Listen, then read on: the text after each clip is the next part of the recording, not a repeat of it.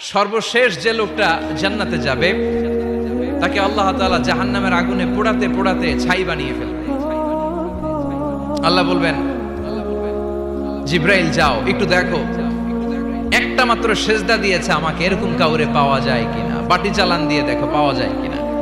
খুঁজে খুঁজে কাউরে পাবে না। আল্লাহ বললেন আবার দেখো, খুঁজে খুঁজে একজনকে পাবে, সামান্য ইমানের ছিটে ফোঁটা তার অন্তরে ছিল।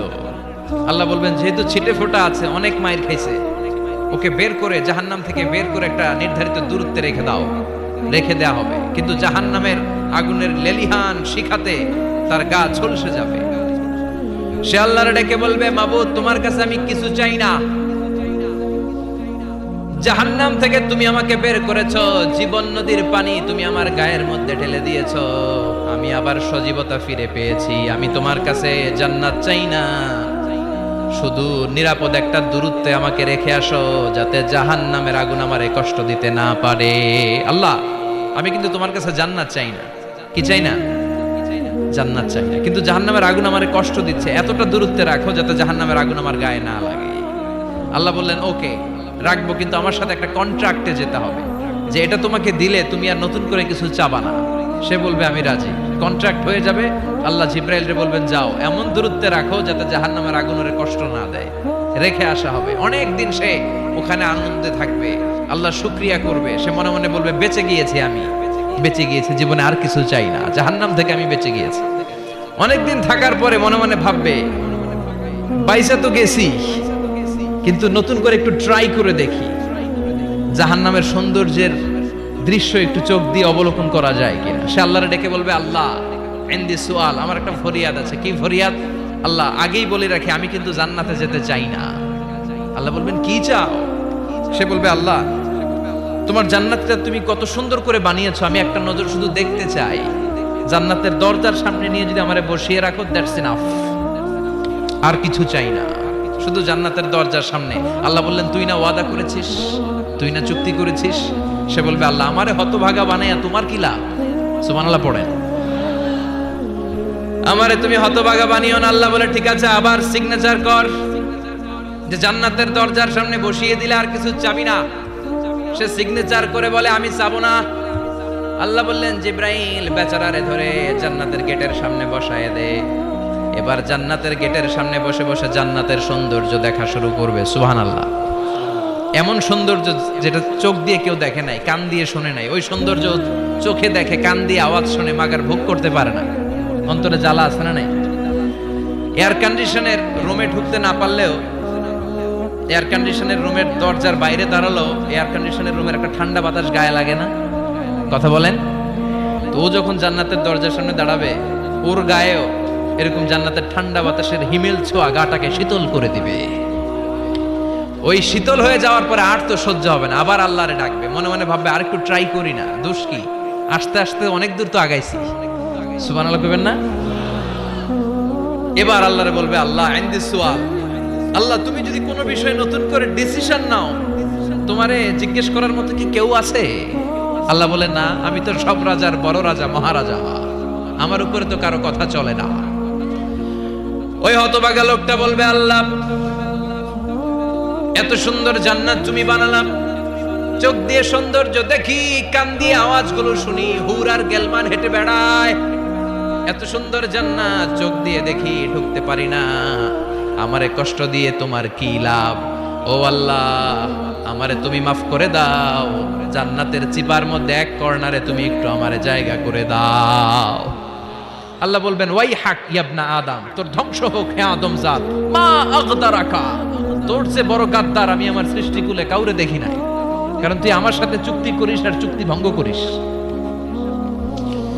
আল্লাহর রহমতের দরিয়ায় তখন জোশ খেলে যাবে, ওর আকুতি মিনতি চাহনি আল্লাহর রহমতের দরিয়ার মধ্যে জোশ লাগিয়ে দিবে। আল্লাহর দয়া হয়ে যাবে, মায়া হয়ে যাবে। আল্লাহ বলবেন ঠিক আছে জান্নাতে যা। লোকটা এবার এক দৌড়ে জান্নাতের ভিতরে ঢুকে যাবে। লোকটার দৌড় দেখে আবার লোকটারে আল্লাহ ডেকে বলবে একটু দাঁড়া, একটু দাঁড়া, জান্নাত তো দিছি, তো দৌড় দিলি কেন?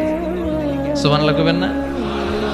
লোকটি বলবে আল্লাহ প্ল্যান তো আমি কম করি নাই, এত চেষ্টার ফলে আমি আসতে পারছি, আবার যদি তুমি বাইর করে দাও, এই জন্য এক দৌড়ে এমন চিপার মধ্যে লুকামো যাতে তুমি আমার না দেখো।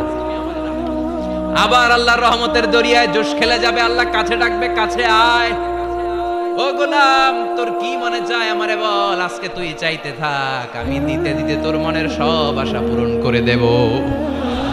লোকটা খুশি হয়ে বলবে, আল্লাহ আমারে এটা দাও, বাড়ি দাও, গাড়ি দাও, নারী দাও, এটা দাও, ওটা দাও, একের পর এক চাইতে থাকবে, আল্লাহ সব তারে দিতে থাকবে। চাইতে চাইতে লোকটার সব চাওয়া যখন শেষ, সে বলবে, আল্লাহ আর আমার চাওয়ার কিছু নাই। আল্লাহ বলেন, নো, এত তাড়াতাড়ি যে তুমি খেলা শেষ করতে পারবা না মনু, আমার সাথে তোমার এই খেলা আরো লম্বা সময় চলতে হবে, তোমার অনেক কিছু চাইতে হবে। তুই আজকে চাইতে চাইতে তোর সব চাও আমার কাছে বলবি, আর আমি দিতে দিতে তোর জীবন ধন্য করে দেব।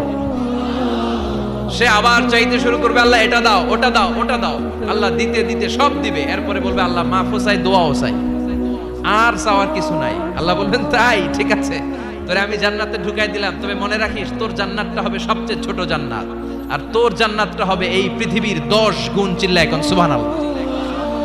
বুখারীর বর্ণনা, আখিরু মান দাখালাল জান্নাহ, যে লোকটা সর্বশেষ অনেক মাইর খাইয়া রিমান্ডে থাকার পরে জান্নাতে ঢুকবে, তার জান্নাতটা যদি পৃথিবীর 10 গুণ হয়, তাহলে আমাদের সবাইরে ফেরদাউসে ঢুকাতে আল্লাহর কোনো সমস্যা আছে? চিল্লায় বলেন, সমস্যা আছে?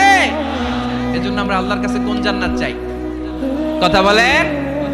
রব্বুল আলামিন বলেন, ওয়াসিকাল্লাযীনা ইত্তাকাউ রাব্বাহুম ইলাল জান্নাতি যুমারা হাত্তা ইযা জাউহা ওয়া ফুতিহাত আবওয়াবুহা ওয়া ক্বালা লাহুম খাজানাতুহা সালামুন আলাইকুম তিবতুম ফাদখুলুহা খালিদিন। সুবহানাল্লাহ পড়েন।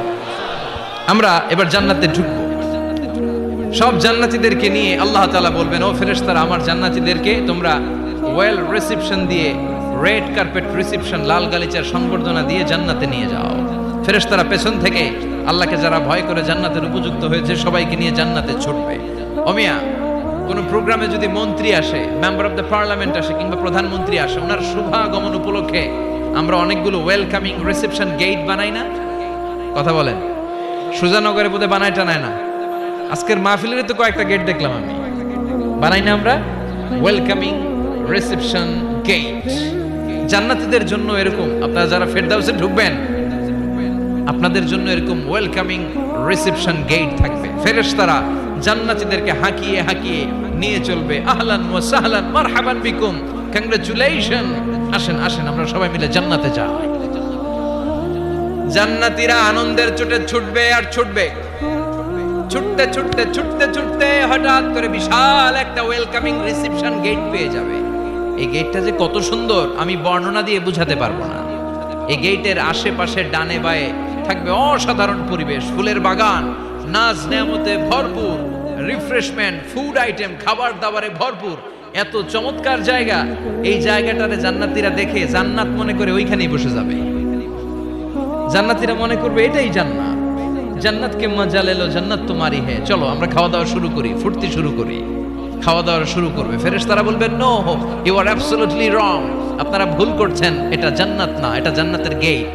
দিল্লি কা লাট্টু হে, দিল্লি বহুত দূর হ্যায়।